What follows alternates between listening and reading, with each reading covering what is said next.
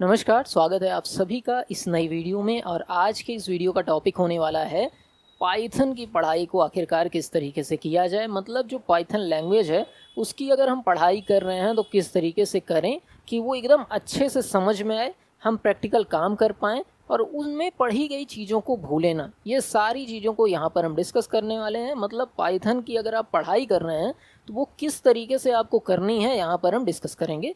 नमस्कार, मेरा नाम है हिमांशु तिवारी और मैं अपने पिछले कुछ सालों का अनुभव यहाँ पर इस वीडियो में आपके साथ साझा करूँगा। और हर तरीके के बच्चों की जो समस्याएं होती हैं, जो उन्होंने हमसे आकर पूछी है या क्लास में पूछी है और उसको हमने उनको समझाया है, उसको भी यहाँ पर हम उठाएंगे। तो टोटल मैंने 7 पॉइंट में यहाँ पर चीज़ों को बांट दिया है और उसी को डिस्कस करेंगे। पूरी चीज़ें यहाँ पर नोट हैं, ऐसा नहीं है कि कोई पॉइंट उठाकर सीधे मैं बोल दे रहा हूँ। यहाँ पर चीज़ें हमने पहले से ही नोट कर ली हैं, उसी को यहाँ पर डिस्कस करेंगे।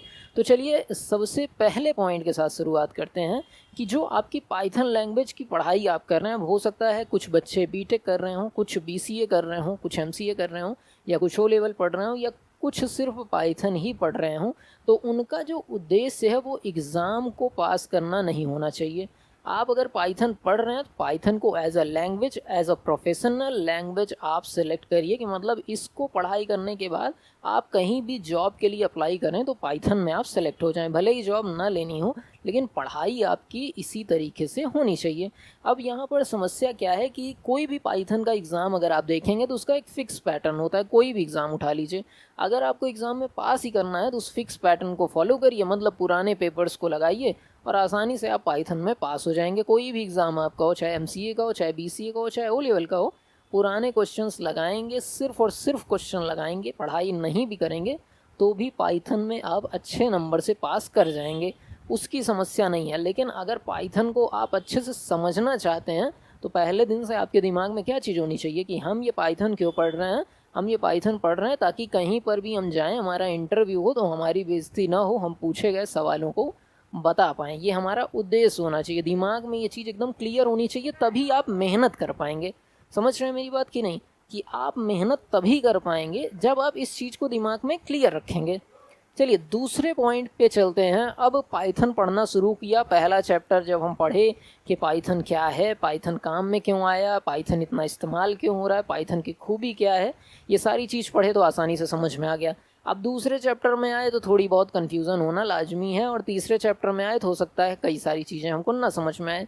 अब यहीं पे बच्चे परेशान होने शुरू कर जाते हैं, क्योंकि पाइथन कहेंगे पाइथन सर टफ है, सर पाइथन समझ में नहीं आ रही है, सर शुरू में तो समझ में आया लेकिन ये अब नहीं समझ में आ रहा है, हम प्रोग्रामिंग नहीं पढ़े हैं, हमको प्रोग्रामिंग नहीं आती। ऐसे डाउट मन में आने लगते हैं और लोगों से लोग डिस्कस भी करने लगते हैं कि भाई तो शुरू में तो सब कुछ बढ़िया चल रहा था, लेकिन अभी जब से दूसरा तीसरा चौथा चैप्टर या जहाँ पर भी आप पहुँचे दिक्कत आने लगे, ये चीज़ मुझे नहीं समझ में आ रही है। तो इसके डाउट को मैंने क्लास में, या कोई भी बच्चा मुझसे, आप में से भी कभी पूछा होगा, तो बहुत आसानी से समझाया है। देखिए पाइथन क्या है, एक प्रोग्रामिंग लैंग्वेज है। अब मान लीजिए आपको कल से मैं चाइनीज़ सिखाना शुरू करूं और चाइनीज़ आप सीखना शुरू करेंगे तो क्या होगा? शुरुआत में जो चीज़ आप सुनेंगे 90% चीज़ें आपको समझ में ही नहीं आएंगी, पल्ले ही नहीं पड़ेंगी एकदम से। लेकिन वही चीज़ जब आप बार बार, दूसरी बार, तीसरी बार, चौथी बार, पाँचवीं बार सुनते हैं तो वो चीज़ आसानी से समझ में आने लगती है। अब चाइनीज़ हिंदी जैसी नहीं है कि आप बचपन से सुनते आ रहे हैं, आपके दिमाग में वो बसा हुआ है और उसी में मैं बात करूं तो आप समझ जाएंगे। चाइनीज़ एक अलग लैंग्वेज है, और लैंग्वेज क्या चीज़ मांगती है? लैंग्वेज मांगती है प्रैक्टिस। लगातार चीज़ों को समझने से ही लैंग्वेज समझ में आती हैं। तो आप अगर पाइथन पढ़ रहे हो, आपने कोई भी चीज़ पढ़ी, आपने ऑपरेटर पढ़ा, फॉर लूप पढ़ा, या इफ़ कुछ भी पढ़ा आपने, अब इस चीज़ को पढ़ने के बाद आप जैसे ही करने गए वो चीज़ आपको नहीं आई तो आप कहने लगते हैं पाइथन टफ है। लेकिन आप इस तरीके से देखिए कि एक विशाल लैंग्वेज आप पढ़ रहे हैं, जिसको आपने आधे घंटे 20 मिनट का लेक्चर देखने के बाद प्रैक्टिस करना शुरू किया है। तो आपको लगेगा कि अभी तो हमने 10 ही मिनट दिए हैं, ये चीज़ अगर नहीं समझ में आ रही तो ये एक जनरल प्रोसेस है जो सभी के साथ होती है। आपके साथ हो रही है, आपके टीचर के साथ हुई होगी, हमारे साथ भी हुई है। अब हो सकता है कोई ब्रिलियंट यूट्यूबर हों जो कहते हों कि मैं तो पढ़ा और धुआं कर दिया, लेकिन हम लोग तो उतने ब्रिलियंट हैं नहीं, एक एवरेज बच्चे हैं हम लोग। तो हम लोगों के साथ तो ये चीज़ होना एकदम से लाजमी है कि चीज़ हम पढ़ रहे हैं तो हमको समझ में हो, अगर ना आए या कम समझ में आए तो ये एकदम नॉर्मल प्रोसेस है, इसमें परेशान नहीं होना है। क्या करना है? मान लीजिए कोई चीज़ समझ में नहीं आई, प्रैक्टिस किया तो उसको सॉल्व करने का प्रयास करिए, नहीं तो अपने टीचर या जहाँ पर लेक्चर देख रहे हैं उसको फिर से देखिए। और फिर भी अगर नहीं समझ में आई, हो सकता है फिर भी ना आए, तो भी एकदम जनरल प्रोसेस है, आप उसको कुछ देर या एक दिन के लिए स्किप करिए, दोबारा से पढ़िए, कहीं और से देखिए, उस चीज़ को थोड़ा सा अलग सोर्स से उसके नॉलेज गेन करने की कोशिश करिए, वो अच्छे से आपको समझ में आएगी। ये चीज़ समझ लीजिए, ध्यान से देखते जाइएगा, ये सारी दिक्कतें आपको आने वाली हैं, इसीलिए मैं कह रहा हूँ कि आराम से बस वीडियो को देखिए। आप पूरा कोर्स पढ़ने वाले हैं और 10 मिनट की इस लेक्चर में अगर जल्दीबाजी करेंगे तो दिक्कत का सामना तो करना ही पड़ेगा। तीसरा पॉइंट है कि अगर आप पढ़ाई कर रहे हैं, कोई टॉपिक पढ़ रहे हैं, तो उस पर क्वेश्चंस ज़रूर से लगाएं। क्या चीज़? कोई भी चीज़, कोई भी टॉपिक जो आपने पढ़ा है उसको क्वेश्चन के बाद ही आप समझ पाएंगे कि आपने कोई टॉपिक पढ़ा, मान लीजिए कोई लूप पढ़ लिया, अब उस पर आपकी तैयारी अच्छी कब होगी? जब उससे रिलेटेड क्वेश्चंस आप लगाएंगे।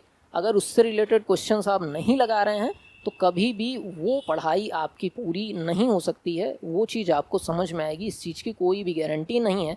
और एक चीज़ और जानिए कि मान लीजिए कोई टॉपिक आपने पढ़ा, आपको समझ में आ भी गया, अगर आप उस पर क्वेश्चंस नहीं लगाएंगे तो आप उस चीज़ को जल्दी ही भूल जाएंगे। और पाइथन क्या है? पाइथन एक प्रोग्रामिंग लैंग्वेज है, इस पर आप चीज़ें बनाते हैं, किसी चीज़ को बनाएंगे आगे पढ़ने के बाद। और आप पढ़ाई कर रहे हैं थ्योरेटिकल बेस, एग्जाम्पल लगा ही नहीं रहे हैं, तो उस पढ़ाई का कोई अर्थ लास्ट में निकलेगा भी नहीं। बस एग्ज़ाम की कॉपी भर लेंगे, ये तो सही है, लेकिन आप कहीं पे काम नहीं कर पाएंगे, ये चीज़ गारंटी से समझ लीजिए। कि मैं जो समझता हूँ कि ऐसे बच्चे जिन्होंने सिर्फ थ्योरी को पढ़ के एग्ज़ाम दे दिया है, वो काम करने जाएंगे तो उनके साथ इतनी दिक्कत आएगी कुछ सोच भी नहीं सकते हैं। एग्जाम्पल लगाने पे आपको नई नई चीज़ें समझ में आएंगी, नए कॉन्सेप्ट आपके सामने आएंगे, नए डाउट भी आएंगे, जाहिर सी बात है दिक्कतें भी आएंगी, और उसके सॉल्यूशन के साथ पाइथन लैंग्वेज में क्लियरिटी और कमांड दोनों आपका बढ़ता चला जाएगा।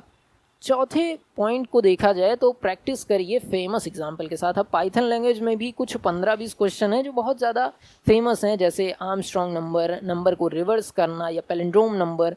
इस तरीके से 15-20 क्वेश्चन, आपके 10-15 क्वेश्चन हैं जो बहुत ज़्यादा फेमस हैं, इनकी प्रैक्टिस ज़रूर से कर लीजिएगा। लेकिन अब इन सवालों के साथ ऐसा है कि ये सवाल जब आप देखेंगे तो पहली बार में तो आपको नहीं समझ में आएगा, बड़ी मुश्किल से आप इस चीज़ को समझेंगे। ठीक है, ये दिक्कत आएगी कि आप देखें, आपको नहीं समझ में आ रहा है, फिर किसी टीचर ने या खुद से ही आप कहीं वीडियो से या खुद से ही देख के इस सवाल को समझेंगे, फिर 10 दिन बाद जब दोबारा लगाएंगे दोबारा से ये नहीं रन होगा। ऐसी समस्या आ सकती है, हो सकता है रन हो जाए, हो सकता है ना रन हो। और नहीं रन होने पे एकदम से परेशान नहीं होंगे, ये भी एक जनरल प्रोसेस है कि आपने पढ़ा था, उस लॉजिक को समझा था और वो दिमाग से स्किप कर गया, तो एकदम घबराना नहीं है कि सर बड़े क्वेश्चन तो हम भूल ही जा रहे हैं, तो पढ़ने का क्या मतलब, इस तरीके से घबराइएगा मत। ठीक है, वो एक जनरल सी प्रोसेस है। मुझे भी याद है एक प्रोग्राम हुआ करता था कि 2 नंबर को जो है जोड़ना रहता था, और उसमें जोड़ने के लिए आपको 2 नंबर को जो डायरेक्टली सम करना था वो नहीं करना होता था, कुछ इस तरीके का प्रोग्राम रहता था।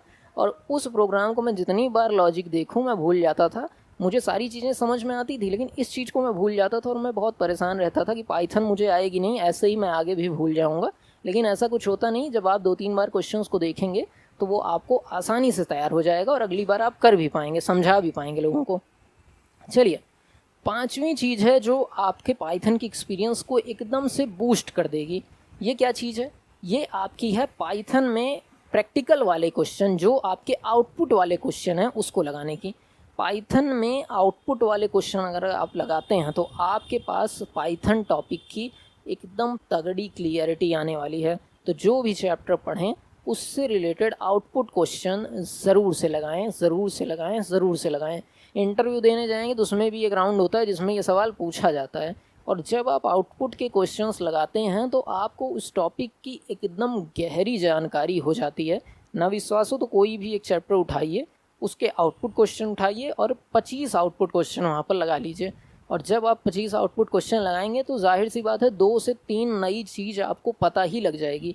और जब आउटपुट के क्वेश्चन लगाएं तो एक नोट्स लेकर बैठें अपनी पाइथन की, और उसमें जो जो नई चीज़ें आपको मिलती जा रही हैं उसको नोट करते जाएं कि जो लूप है वो किस तरफ से चलता है या कैसे चलता है, कहाँ तक चलता है, कहाँ से स्टार्ट होता है, कहाँ से एंड होता है, या जो भी नई जानकारी छोटी छोटी मिल रही है कि कौन लेफ़्ट से राइट ऑपरेट हो रहा है, कौन राइट से लेफ़्ट ऑपरेट हो रहा है, ये सारी चीज़ें पॉइंट वाइज लिखते जाइए, क्योंकि आउटपुट के क्वेश्चन लगाने में कमाल की जानकारी आपको मिलेगी। और फिर से कह रहा हूँ, एकदम गहरी आपको रियलिटी पाइथन की जानकारी होनी शुरू हो जाएगी। अगली चीज़ है कि नए क्वेश्चन जो होते हैं, जो आपके चैलेंजिंग क्वेश्चन हैं, उनको लगाने की कोशिश करिए। कई सारी वेबसाइट हैं, जैसे आपकी होती है हैकर अर्थ, हैकर रैंक, इन सब वेबसाइट पे क्वेश्चन लगाने की प्रैक्टिस करिए। इनमें काफ़ी अच्छे क्वेश्चंस आते हैं, लेकिन ध्यान रखिएगा इस वेबसाइट पे क्वेश्चन कब लगाना है, जब आपको पाइथन की एक अच्छी जानकारी हो जाए। ऐसा नहीं कि आप पहले ही दिन पाइथन पढ़ने बैठे हैं, 2 नंबर के सम का प्रोग्राम बनाया है और आप जाके कॉम्पिटिटिव लेवल की प्रोग्रामिंग करने बैठ गए हैं, तो आपको निराशा भी होगी और डिमोटिवेशन भी आपके साथ साथ आ जाएगा।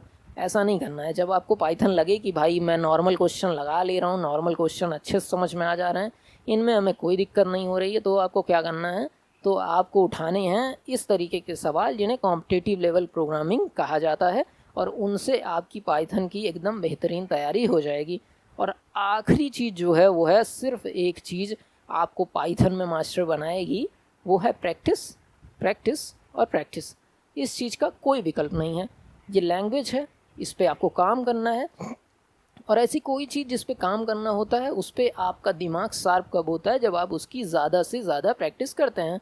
बस ध्यान देना है प्रैक्टिस सही दिशा में हो, क्वेश्चन सही लगाए जाएं, पढ़ आप सही सोर्स से रहे हों, और कोई भी दिक्कत आने पे आप एक जगह बनाइए जहाँ पे आप कांटेक्ट कर पाइए।